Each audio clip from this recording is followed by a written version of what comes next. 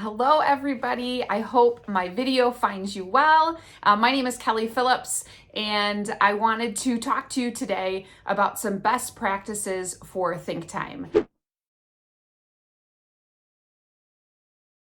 I think we can agree that everybody comes across hurdles and challenges within our life and within our business, which is what we're talking about today. And we don't always know what to do with that and how to handle that. So it just stays between our two ears. People are typically very good at identifying problems, but they really struggle with solutions and then implementing those solutions. So first of all, you have to block off Think Time on your ideal calendar.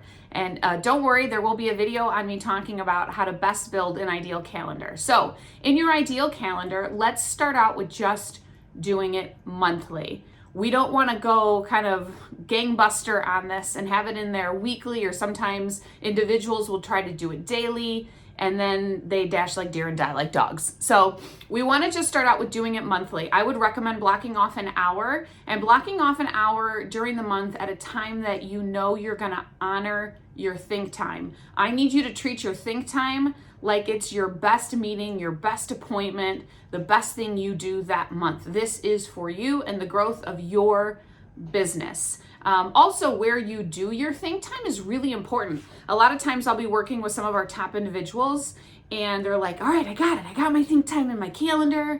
It's the first Thursday of the month at 8 a.m. And they do it in their office or their home office, and everybody works and structures their business and life differently, but we get distractions. You know, somebody could knock on your door, your phone's ringing, emails are coming in. If you work in an open office space where there's a lot of cubicles, you can hear your peers around you and it's distracting and you cannot focus. And so you want to make sure that your Think Time is in a spot where you can focus and you're not distracted. Some people will rent a conference room if they don't have the luxury of just leaving the office. I've had some of our individuals do it on their back patio. Some rent a room in a library. I know that Jim has liked to do his Think Time in the lobby of a hotel, so there's energy and there's people around, but nobody's distracting him. So you have to first figure out where the best spot is for you.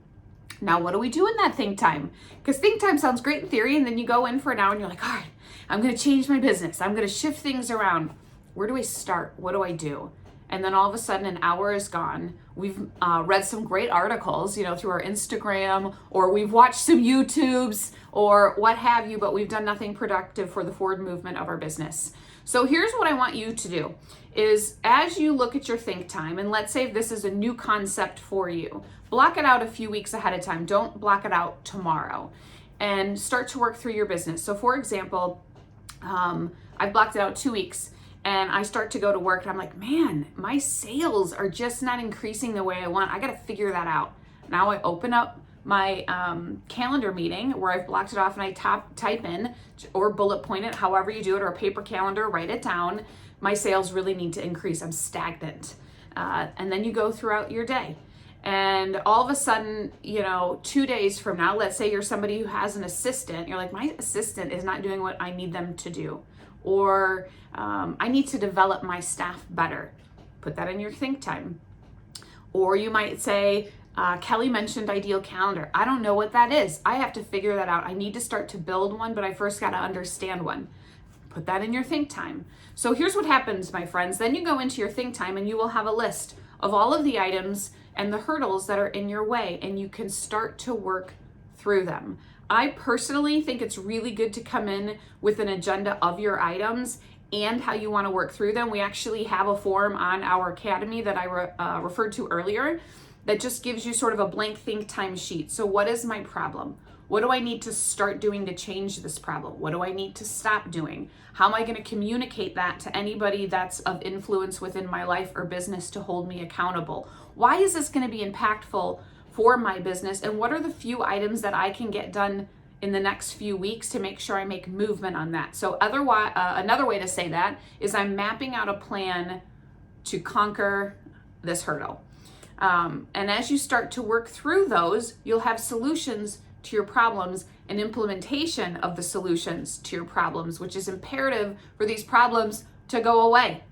But here's one of the best parts of Think Time, and this is what some of the top performers that I've worked with have shared with me, is they're like, Kelly, I do that and I list them out. And then you know what happens is eventually that list goes away and it's gone. And then what we can do is after think time, we can do dream time. And dream time is an exercise that is not practiced enough. What's dream time? So what dream time is, what do I want out of my life? If you're in any sort of sales position, remove initially what you have to do to get to where you want to go and just dream. What trips do I want to go on? What debt do I maybe have to pay off?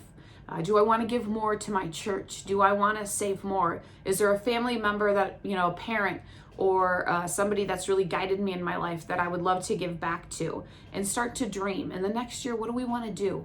And don't put a ceiling on it, because ceilings hold us down. There's no ceiling to what you can do. And dream about what is possible.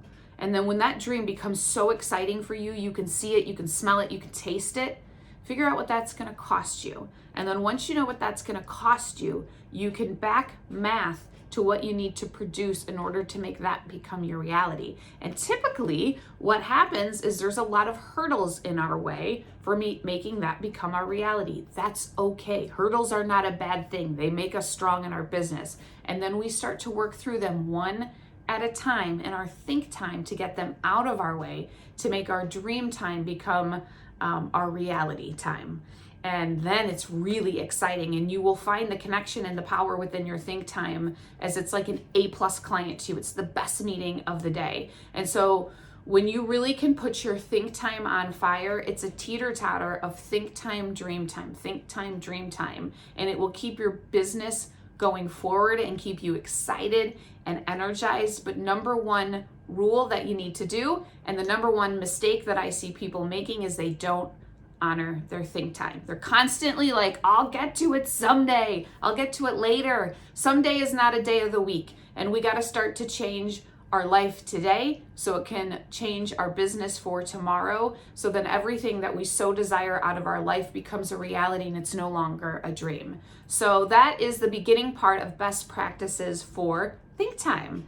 I hope this was really, really helpful. As I mentioned, there will be more videos over there from me, Coach Kelly. Make sure to subscribe to our YouTube channel. Also today, if any of the information really strikes you and you want more information, down below will be the ability to sign up for our free newsletter. And then you can also subscribe to our online academy, which is only $49.95 a month to get more information. I look forward to continuing to work with you, and I hope you crush today in the face, and God bless all of you.